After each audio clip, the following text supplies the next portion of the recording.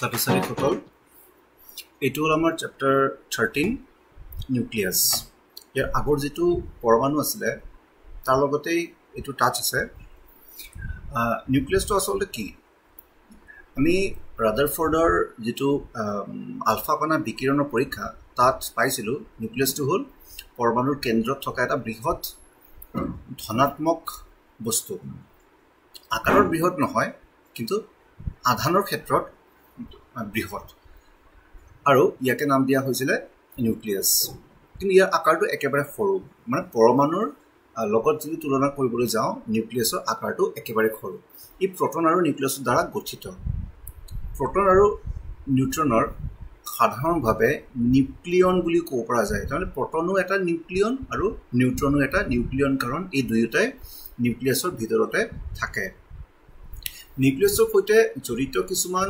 শব্দাৱলী আমি জানিবলৈ চেষ্টা কৰো ইয়াৰ আগতেই কৈছিলো নিউক্লিয়ন হয়তো প্ৰটন হওক বা নিউট্ৰন হওক এই দুই ধৰণৰ পদাৰ্থ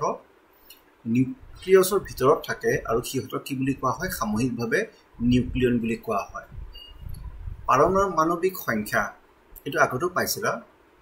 এটা নিউক্লিয়াছত মুঠ কেইটা প্ৰটন আছে ইয়াক আমি সেই নিউক্লিয়াছটোৰ পাৰমাণৱিক সংখ্যা বা পৰমাণু সংখ্যা বুলি কওঁ আৰু এটো জেডেৰে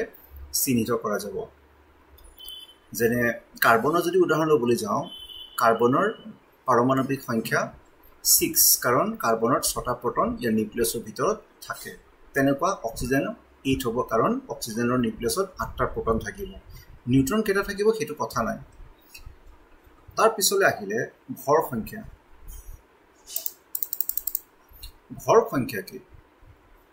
এটা নিউক্লিয়াছত মুঠ প্ৰটন আৰু নিউট্ৰন কেইটা আছে সেই সংখ্যাকে আমি ভৰ সংখ্যা বুলি জানিম আৰু তাকে এৰে চিহ্নিত কৰিম যেনেকৈ কাৰ্বনৰ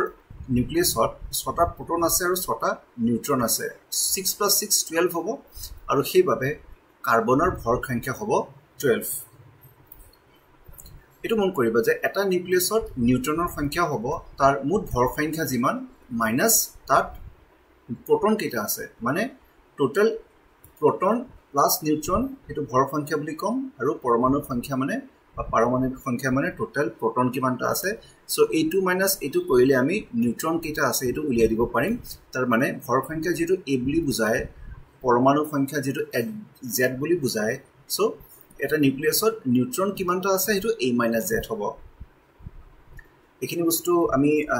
হোল ক্লাছত অলপ সল পাই আহিছো হেই বুলি বৰ বেছি ডিটেইলছত সোমাবলৈ আমি নিবিচাৰো কাৰবাৰ যদি কিবা অসুবিধা থাকে তেতিয়ালে হেতু কমেন্টছত কলেই হ'ল আইজোটোপ বা সমস্থানিক এনেকুৱা থাকে কিছুমানৰ যে সাপোজ কাৰ্বনত ইয়াতে 6টা প্ৰটন আছে আৰু নিউট্ৰনো আছে 6টা এনেকুৱা থাকে যে 6টা প্ৰটন আছে কিন্তু নিউক্লিয়াছ আছে 8টা তেতিয়া হলে কাৰ্বনৰ জেটৰ মানটো 6 হ'ল কিন্তু এৰ মানটো ইয়াত 12 ইয়াতে কাৰ্বনৰ জেটৰ মানটো 6 এ হ'ল এৰ মানটো 6 + 8 হ'ব 14 এনেকুৱা সম্ভৱ তাৰ মানে ভৰ সংখ্যাবোৰ বেলেগ বেলেগ কিন্তু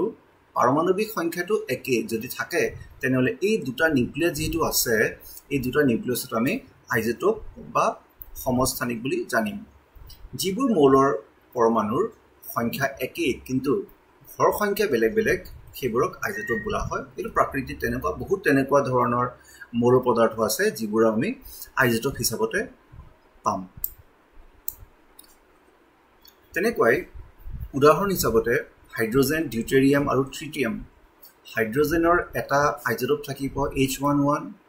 এটা থাকিব H21 এটা থাকিব H31 এই তিনিটাই প্ৰাকৃতিকভাৱে উপস্থিত পোৱা যায় হাইড্ৰোজেন যেটো আমি হাইড্ৰোজেন বুলি কৈ থাকো তাৰ 11 মানে তাৰ এটা প্ৰটন আছে এটা ইলেক্ট্ৰন আছে এটা প্ৰটন আছে আৰু এটাও নিউট্ৰন নাই মুঠতে হাইড্ৰোজেনৰ তাৰ কাই প্ৰটন বুলিও কওঁ এনে প্ৰটনৰ নিউক্লিয়াছ বুলি কওঁ ডিউটেৰিয়ামত এটা প্ৰটন এটা নিউট্ৰন যাৰ বাবে ইয়াৰ মাছ নম্বৰ বা ভৰ সংখ্যা হ'ল 2 আৰু তাৰ পাৰমাণৱিক সংখ্যা হ'ল 1 ট্ৰিটিয়ামটো H31 ৰে লিখা হয় ইয়াত দুটা নিউট্ৰন আছে এটা প্ৰটন আছে সেইবুলি তাৰ ভৰ সংখ্যাটো হ'ল 3 আৰু জেটৰ মানটো হ'ল 1 তিনিটা হাইড্ৰোজেন হয় কিন্তু তিনিটাৰে বেলেগ বেলেগ এৰ মানটো হয় ইয়াৰ পিছতে আহিলে আইজোবাৰ বা সমভাৰী